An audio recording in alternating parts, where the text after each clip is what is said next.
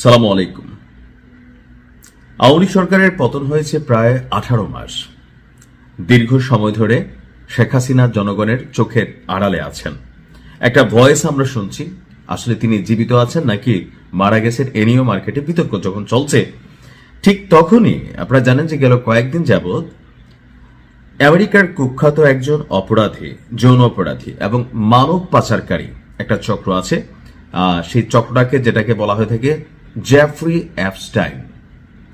সম্প্রতি তার একটা গোপন ফাইল নিয়ে বিশ্বজুড়ে তোলপাড় শুরু হয়েছে, যেখানে পৃথিবীর বাঘা বাঘা অনেক ব্যক্তি, ক্যারেক্টার, তাদেরকে নিয়ে আপনার অনেক ভিডিও, বক্তব্য, অডিও ফুটেজ, অনেক কিছুই আপনার কানেক্ট হচ্ছে।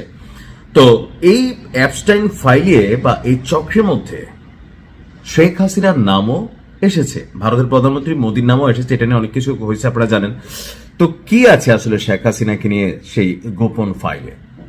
প্রকাশিত নথিটির তথ্য অনুযায়ী 2018 সালের 21শে সেপ্টেম্বর শেখ হাসিনা যখন ঢাকা, লন্ডন, নিউ ইয়র্ক সফরে গিয়েছিলেন, ঠিক সেই সময় অ্যাপস্টাইন নেটওয়ার্কের সাথে তার একটা বিশেষ যোগাযোগের সূত্রপাত হয়।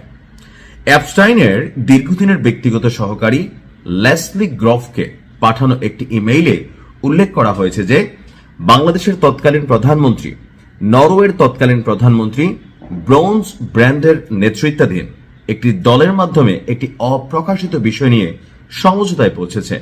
এখন কি, কেন আসলে তাদের সাথে সমঝোতা করতে হবে? রেকর্ডে বিলাট অর্থাৎ দ্বিপাক্ষিক শব্দের ব্যবহার করা হয়েছে যে পর্দার অন্তরালে অত্যন্ত গোপনীয় কোনো বৈঠক বা চুক্তি সম্পন্ন হয়েছিল। আশ্চর্যজনক বিষয় হল, সেই সময় সরকারি সফরে থাকা শেখ হাসিনার পক্ষ থেকে নরওয়ের সাথে এমন কোনো চুক্তি সম্পর্কে আসলে আমরা জানতে পারলাম না। এমনকি টাইম ল্যাপস নিউজ পোর্টাল সহ আপনার কোনো দাপ্তরিক নথিতেও এই নরওয়ে বা বাংলাদেশের তৎকালীন প্রেক্ষাপট যেটা নিয়ে, এটা নিয়ে কোনো তথ্যপাত্র নেই। এখন কেন আসলে এই অ্যাপস্টাইনের রাডারে বাংলাদেশ পড়ল?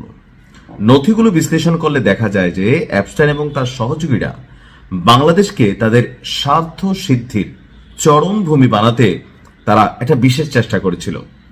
বিশেষ করে জলবায়ু পরিবর্তন এবং জনস্বাস্থ্য খাতের আড়ালে বড় ধরনের বিনিয়োগের নামে অর্থ পাচার বা অন্য কোনো উদ্দেশ্য ছিল কিনা তা নিয়েও খতিয়ে দেখার সুযোগ রয়েছে।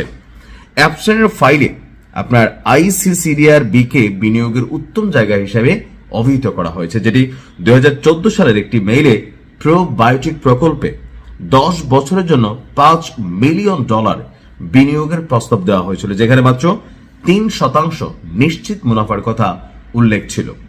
এখন আপনাদের নিশ্চয়ই হালকা হালকা মাথা ঘোরাচ্ছে, কি অ্যাপস্টাইন ফাইল, কি নিয়ে আসলে এত তোলপাড়? তবে এটা সারা পৃথিবীতে আপনার মোটামুটি একটা নাড়া দিয়েছে। বাংলাদেশি কর্মীদের সাথেও একটা সংশ্লিষ্টতার তথ্য এখানে আসছে, যে অ্যাপস্টাইনের ম্যাসাজ পার্লার এবং বাসভবনে বাংলাদেশি কর্মীদের নিয়োগ দেওয়ার তথ্য আছে এই নথিতে।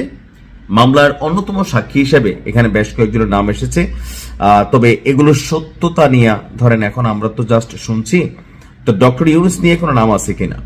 নথিতে ডক্টর মোহাম্মদ ইউনুসের নামও এসেছে, তবে তা নেতিবাচক কোনো প্রসঙ্গে নয়।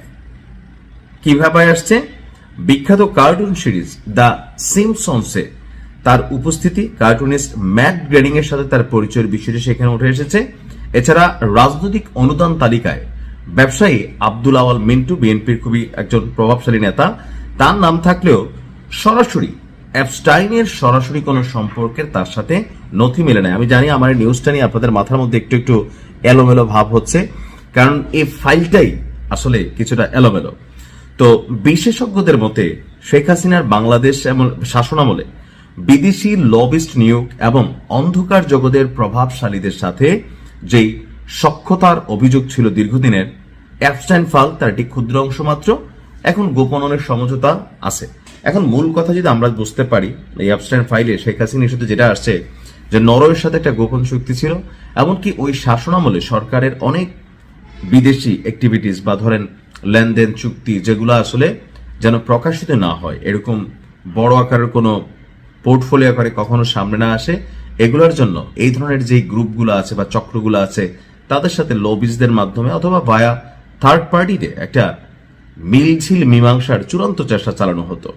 এখন আসলে অ্যাবস্টেন ফাইল থেকে শেখ হাসিনার কি কিছু যাবে আসবে না, এগুলো আপাতত কিছুই যাবে আসবে না। কারণ আপনি নিউজ শোনার পরে আমার বিশ্বাস আপনার মস্তিষ্কের মধ্যে খুব বেশি কিছু ঢুকে না, আপনি চিন্তা করতেছেন আসলে কি নিউজটা, এইটাই আসলে নিউজটা।